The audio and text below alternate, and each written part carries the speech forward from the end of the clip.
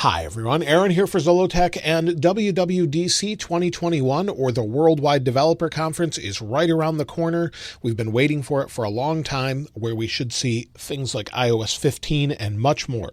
So I want to talk about everything to expect, and the first thing is when and where to watch. If you go to apple.com, it's on the main page now. It says WWDC 21, watch Monday at 10 a.m. Pacific time.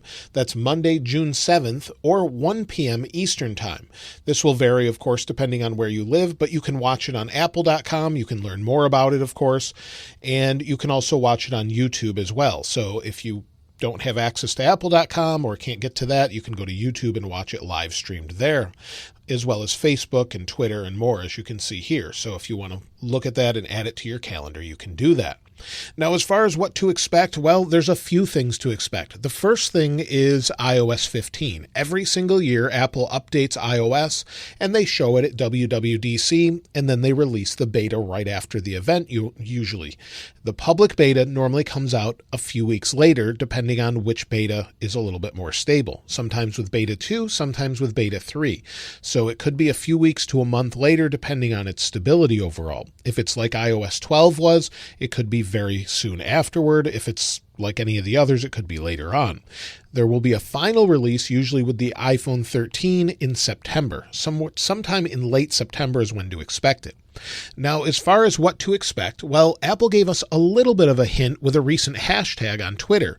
So if you tap hashtag or pound WWDC21 on Twitter, you'll see a little thumbs up, just like iMessage. Now, this has been rumored for a little while that we'll get an update with iMessage, and so this just sort of points to that we will see some updates with iMessage itself. What that is, many people have said for years that maybe we could retract messages, undo after we've sent them, maybe even have it on Android. I highly doubt that, but at this point, some people have said that it will be a new social network with iMessage or more. So all we know is that there will be updates to iMessage. They're giving hints to that. We don't really know exactly what it will be, though. Additional updates that people are saying will be coming to iOS 15 have to do with things like health. Some are saying that we'll be able to track our data within health as far as what we eat. So we could track maybe our food intake, for example. That's possibly to go along with some new features of watchOS 8 as well. And then also additional updates are said to be coming to things like Safari. Now, this could be privacy specifically, or maybe some new features as well, whether it means different things with tabs or maybe better translations, but we should see some updates there like we do every year. Also, there's said to be a big push with Maps. So Maps should get an update. Some of this goes along with what's to be expected later on with Apple Glass, for example, but we could see some additional changes and features and a really big push with Maps getting better and better. Now, I've talked about some other updates in previous videos. I've shown some different designs from people like Angelo Libero, for example, and I'll link his profile below. But as you can see, maybe new multitasking, or maybe multitasking like this, where you could close all of your apps at once and then have split screen. So all of these things are rumored. There's no guarantee of any of them showing up, but at this point it looks like maybe we could have a new lock screen, something like this, or maybe an always-on display on maybe the upcoming iPhone 13 or even our current iPhones. It's possible. And maybe new contacts. I've shown all of these before, but something that keeps getting mentioned over and over is maybe a new control center to make it more consistent with what we have on macOS. Currently, this is the control center. Maybe it will look a little bit more like macOS, be broken up into different boxes. We don't know this for sure. And then also maybe some new controls in the control center like this, and settings is said to get an update as well. So there's a lot of things that people have said are coming, but no one has really said a whole lot about it. The people that are credible sources, such as Mark Gurman, for example, has not said a whole lot about it. However, we do know that there will be some accessibility updates, as Apple actually pointed to this earlier on. And this is quite different for Apple in that they're announcing things ahead of WWDC, which means there's a lot that's probably going to be shown. So if you go to Apple's newsroom website in Safari, at their newsroom website, again, you can see WWDC 3 days, 0 hours and 49 minutes, at least at the time of making this video. And if I scroll down, you can see Apple previews powerful software updates designed for people with disabilities. Apple doesn't generally pre-announce features that are coming later on. So these will be coming later on, everything from assistive touch on your Apple Watch and more. So this is something that we're going to see probably in iOS 15. It's possible they could put it in earlier versions of iOS 14 up until September, but we're going to see more of this, and Apple's pre-announcing this. This makes me think that we're going to see some huge changes at WWDC, or it's a really packed event because they're pre-announcing other things, which is very unlike them when it comes to that. So again, all of these different features. Now, as far as iPadOS 15, there's been some huge rumors about that as well. And on iPadOS 15, we'll see some big changes. I would expect some changes to take advantage of this new M1 iPad Pro. And on the iPad Pro, you can see that we have basically what we've had for years at this point, a giant version of the iPhone or iPod Touch with some widgets we can pull in on the left. So it's nice that we have that ability, but we can't really move things around. And again, we could see some updates like this, again from Angelo Libero, and maybe we'll be able to move widgets everywhere. That's the only information most people have heard, is that we'll be able to put widgets wherever we want, maybe have a redesigned OS, maybe have some updated icons as well, such as Final Cut Pro and maybe Pro apps finally. Maybe a companion app to Final Cut Pro, as we have companion apps to Logic Pro, for example. But we could really use some Pro apps to take advantage of the iPad Pro. It seems like we've got a ton of power that we just can't do a whole lot with. And it's a nice device, but it doesn't make sense right now that we really have no big difference or huge advantage over the previous iPad Pro other than its display. So other than that, we've got a ton of power, a ton of RAM that's really underutilized. I expect some big changes with iPadOS 15. Now, as far as watchOS 8, we haven't heard much about that except for those accessibility features. watchOS 8 is said to maybe have a slight redesign where we'll have those accessibility features where you can move your wrist around to select things if you can't touch it with another hand, for example.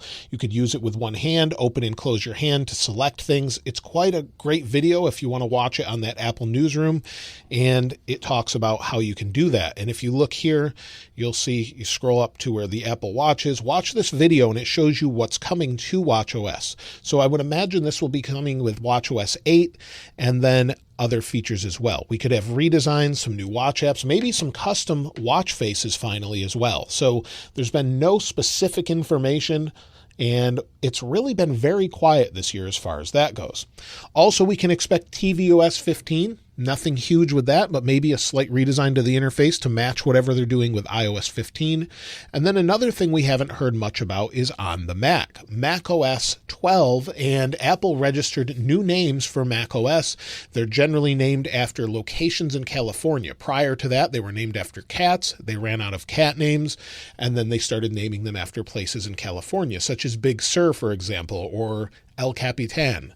Now it's said that it could be based off recent trademark registrations, that it could be Monterey or Mammoth, or maybe both, or something a little bit different. So it could be macOS Monterey 12 or macOS 12 Monterey, or maybe they just registered those for future use. But it seems like that could be one of the names for that. And to go along with that, probably the most exciting news to me as far as hardware is concerned is new M1-based Macs. Apple has been talking about new Macs for, well, a year. Since last WWDC, they started talking about their new Apple Silicon with the M1 chip. We have that in this 13-inch M1 MacBook Pro, MacBook Air, the iMac now, even the iPad and Mac Mini. However, we haven't seen the real Pro chipsets, and quite a few people are now saying that we'll see a 14-inch and a 16-inch, or at least one of them, announced at WWDC. So what that means and what sort of specs it has is still yet to be seen, but hopefully it will have something with a little bit more video power, up to 10-core CPU, for example, as well as the ability to add more RAM, more than 16 gigs, up to 64, many people are saying. So we should see something like that. In the MacBook Pro, we'll have more ports. It should have HDMI, Thunderbolt, as well as an SD card slot if the rumors are true and the different sort of things that have leaked. That makes a lot of sense. We only have a couple ports now on the current MacBook Pro. It's fine, but an SD card slot coming back would be very welcome, along with maybe some changes and the deletion of the touch bar. So those things are expected at the upcoming WWDC, but according to some other people, there could be some huge changes as well, and maybe that's why we haven't heard a whole lot. Maybe to Apple Glass or a whole new OS to support vision. And some people, such as Robert Scoble, have said that we're going to see a huge change over this next year, starting at WWDC with augmented reality. Apple has made a big push. Tim Cook has talked about this, and maybe make a huge push with augmented reality where they're going to have incredible features to allow us to interact with our environment using the camera or maybe glasses that can sense what's around us.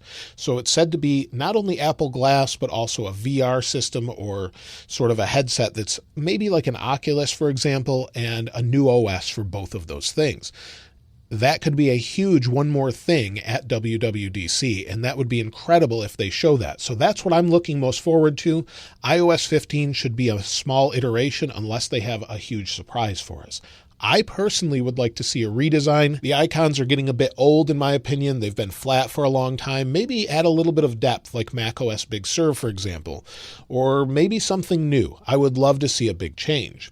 Now, as far as supported devices are concerned with the upcoming iOS versions, well, it looks like, based off things even released today, that iPhone 6s Plus, 6s, and SE will no longer be supported. Now, this is not guaranteed until after WWDC, but it looks like the 6s Plus may be finally no longer getting updates. It's been a very long time.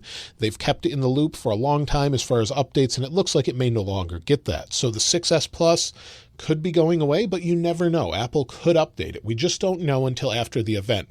Despite all the different videos and people talking about it, including myself, we don't know 100% until after the event if they're actually going to update this or not. So hopefully they do. And watchOS, of course.